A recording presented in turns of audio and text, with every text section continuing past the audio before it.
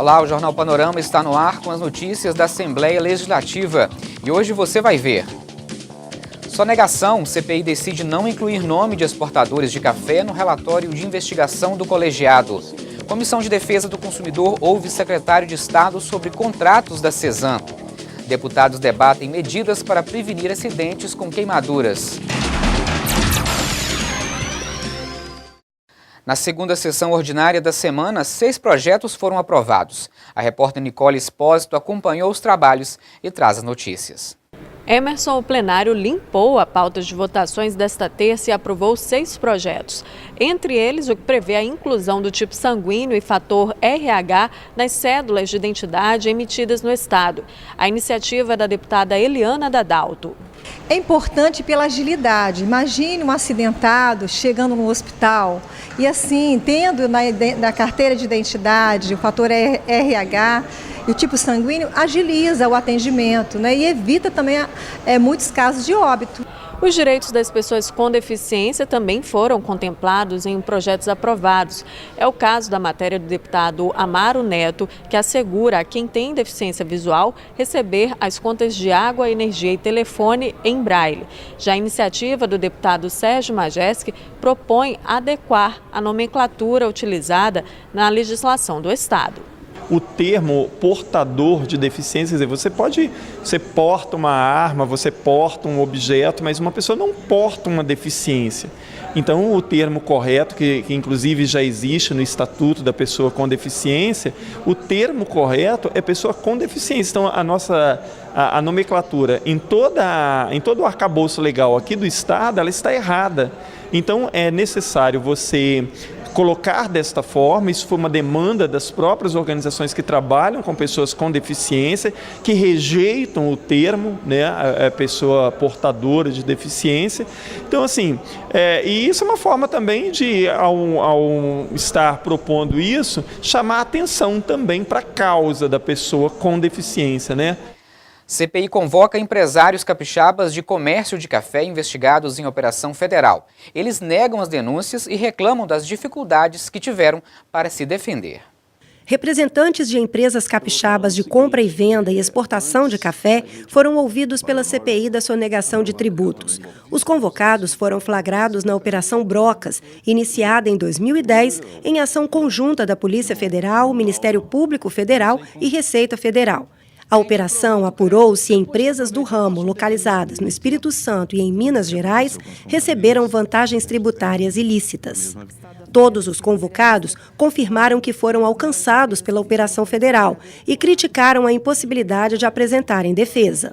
O que aconteceu é que a Receita Federal, na mesma operação, colocou empresas idôneas juntamente com inidôneas. E o que é mais grave, não deu oportunidade das empresas idôneas de apresentarem a sua defesa no caso.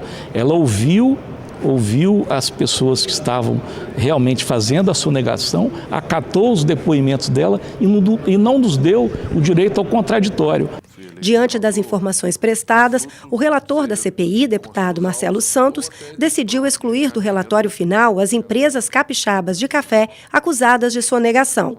O presidente do colegiado, deputado Enivaldo dos Anjos, comentou a decisão do relator. Esse processo acabou que foi trancado no STJ e, em face desse trancamento da ação, quer dizer, que não comprovou o que eles levantaram aqui na época da operação, cria uma condição, e o relator se identificou dessa forma, no sentido de pedir a exclusão deles pelo fato de que, se a ação foi trancada, ela não obteve êxito e não comprovou toda a operação que foi feita aqui, escandalosamente, maculando as empresas capixabas, dando a entender até que isso, né, e a prova do tempo mostrou que acabou beneficiando os estados vizinhos competidores do Espírito Santo. Comissão de Defesa do Consumidor ouve autoridades e empresários sobre contratos da Cesan, a Companhia Espírito Santense de Saneamento. Moradores da Grande Vitória e autoridades do Poder Executivo participaram de reunião do Colegiado de Defesa do Consumidor.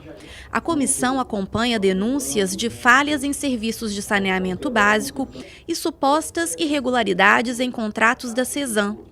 Entre os programas questionados pelos parlamentares estão os projetos Águas Limpas e Águas e Paisagens. Um dos convidados a prestar esclarecimento foi o atual secretário de Transportes e Obras Públicas, Paulo Rui Carnelli. Entre 2003 e 2014, Paulo Rui foi diretor-presidente da Cesan por 3 vezes. Sobre o Águas e Paisagens, o convidado esclareceu que era secretário estadual de Meio Ambiente na época da captação de recursos para o programa. Participei daquela fase de elaboração do projeto, apresentamos o projeto ao Banco Mundial e ainda na gestão do governador Renato Casagrande teve o primeiro sinal positivo do banco. Um pouco mais à frente, em 2014, eu retornei à Cesan e participei em Brasília das discussões com o governo federal da captação do recurso. A partir daí, eu virei secretário de Transportes e Obras Públicas e não tenho mais relação com o assunto. Então, eu estive durante a captação do recurso e depois é um assunto que eu não estou mais envolvido. O secretário esclareceu ainda sobre denúncia de possível direcionamento de licitação para gerenciamento do programa. Aconteceu uma denúncia anônima que cita meu nome e da qual eu fui notificado pelo Ministério Público do Estado pedindo para eu prestar informações. Eu prestei as informações. Essa denúncia é tão vazia que a data do assunto que é dito já passou, não aconteceu nada e eu acho que nisso aí nós estamos perdendo tempo com uma denúncia anônima. Também prestaram esclarecimentos a subsecretária de Estado de Captação de Recursos, Regina Curitiba, e o executivo da empresa SGS Engenharia, Eduardo Carvalho. Eles responderam perguntas sobre contratos da Cesan e relacionamentos entre autoridades públicas e empreiteiras. O representante do Sindicato dos Trabalhadores em Água, Esgoto e Meio Ambiente do Estado também participou da reunião. Fábio Ismarsaro reforçou a necessidade de apurar possíveis irregularidades em contratações. O que o sindicato se posiciona é na defesa da Cesan como empresa pública, prestadora de um serviço público de qualidade à população. E a gente entende que para poder garantir isso à sociedade capixaba, nós temos que ter transparência, nós temos que ter lisura na condução da empresa. Então, se está sob investigação, se afasta, se defenda, né, e esclareça os fatos. E se não restar nada provado, aí sim reassuma os seus postos. Mas hoje, da forma como está, a gente entende que não tem condição de continuar se a gente quer de fato que a Cesan seja levada, né, a sério, se a gente quer que o governo do estado também seja levado a sério. De acordo com o presidente da comissão, deputado Euclério Sampaio, é preciso continuar acompanhando as denúncias. Mesmo estando os 3 juntos, houve divergência entre os 3 depoimentos. O trabalho do deputado é fiscalizar e legislar. Eu fico muito triste ter um serviço, a Cesan é uma empresa que orgulha os capixabas, mas as administrações dela estão deixando muito a desejar. Você vê serviços ruins e essas denúncias sobre os contratos, isso tem que ser apurado, tem que ser investigado com muito zelo. Após os questionamentos, a reunião do colegiado foi transformada em audiência pública e moradores da Grande Vitória puderam relatar problemas enfrentados com o saneamento básico. A cada ano, cerca de 1 milhão de pessoas no Brasil sofrem queimaduras. A maioria dos casos ocorre em casa e as crianças são as maiores vítimas. O colegiado de saúde discutiu medidas para diminuir esses números. A prevenção foi tema de debate na Comissão de Saúde. Essa é a melhor forma de evitar queimaduras.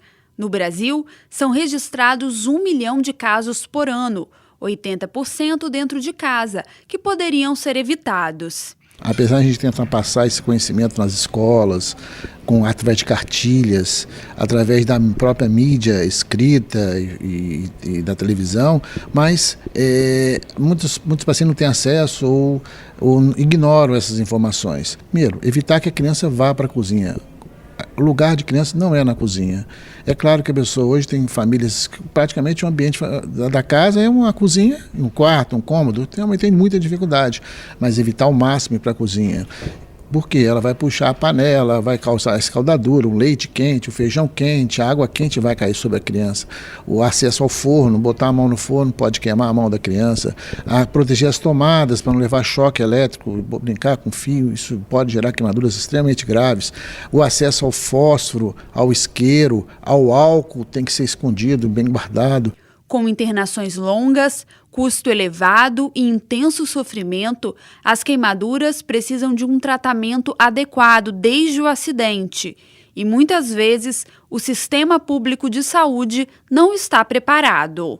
O pessoal é altamente capacitado.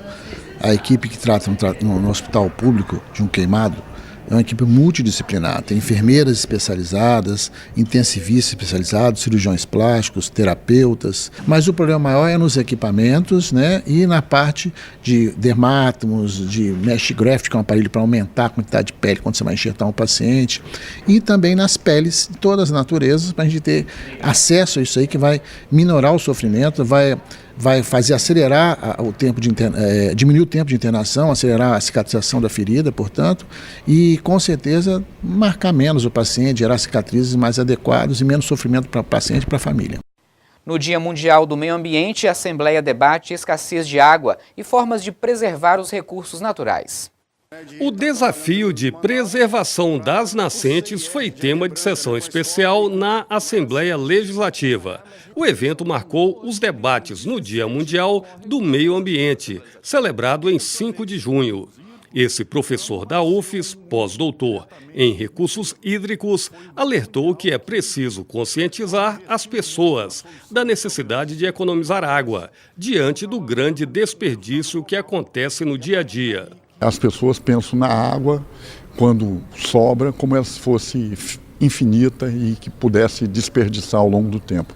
Mas a gente vê essas crises hídricas como uma oportunidade aqui da população avaliar a questão e evitar desperdício, para que nos próximos períodos de crises hídricas não se enfrente tanto problema quanto ocorreu nessas anteriores. A diretora executiva do Instituto Terra, que desenvolve programas de reflorestamento em regiões da bacia hidrográfica do Rio Doce, destacou as iniciativas da entidade. A gente tem um viveiro de capacidade de até 1 milhão de mudas por ano, todo o processo então de coleta de sementes, preparação, germinação. Então, assim, esse processo de restauração ecossistêmica vai dar condições da gente criar, desenvolver todas as ferramentas que a gente vai usar para atuar tanto dentro da fazenda quanto fora da fazenda. E junto dos produtores rurais, junto aos comitês de bacia, para desenvolver o pensamento de como a gente vai fazer, como vai melhorar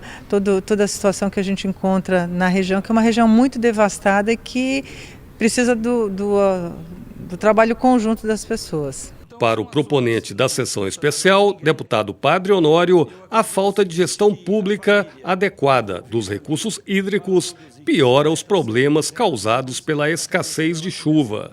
No município tem ali um ginásio de esporte, com 1.000 metros quadrados.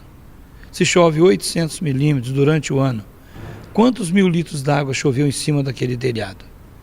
Choveu 800 mil litros de água em cima daquele telhado. Se naquele município tem um plano de gestão e faz a captação dessa água e deposita essa água em algum lugar, na hora que faltar, que tiver menos chuva, então esse município vai ter uma reserva de água para passar aquele momento mais crítico. Mas nós não temos gestão de água para os reservatórios de água, nem nas indústrias, nem nas prefeituras e nem tampouco na CESAM.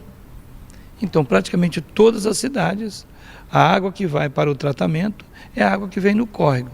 Se ela seca, seca também a água que vai para o tratamento. A sessão contou com a presença de representantes da CIP Rio Doce, do Ministério da Agricultura, CESAM e Agência Estadual de Recursos Hídricos. Além de abordarem a seca prolongada que atinge o Espírito Santo, os participantes lembraram que a situação foi agravada pela tragédia no Rio Doce, provocada há mais de 1 ano e meio, pelo rompimento da barragem de rejeitos da Samarco, em Mariana, Minas Gerais. E a importância de conscientizar a sociedade sobre a preservação dos recursos hídricos também esteve em pauta na Comissão de Justiça. O projeto de lei com esse objetivo foi uma das matérias aprovadas pelo colegiado. A Comissão de Justiça analisou em reunião ordinária 23 matérias. Dessas propostas, 9 seguem tramitando na Casa. Entre elas, projeto de lei do deputado Gilcinho Lopes, que determina a inserção nas contas das concessionárias de água de frases ressaltando a importância do consumo consciente. Outra proposição aprovada, do pastor Marcos Mansur, prevê a criação da Semana da Consciência Negra a ser realizada em novembro. Essa edição do Jornal Panorama termina aqui. No site da casa e nas redes sociais você confere mais informações sobre o trabalho parlamentar. Obrigado pela sua audiência e continue ligado na TV Alice, o seu canal cidadão.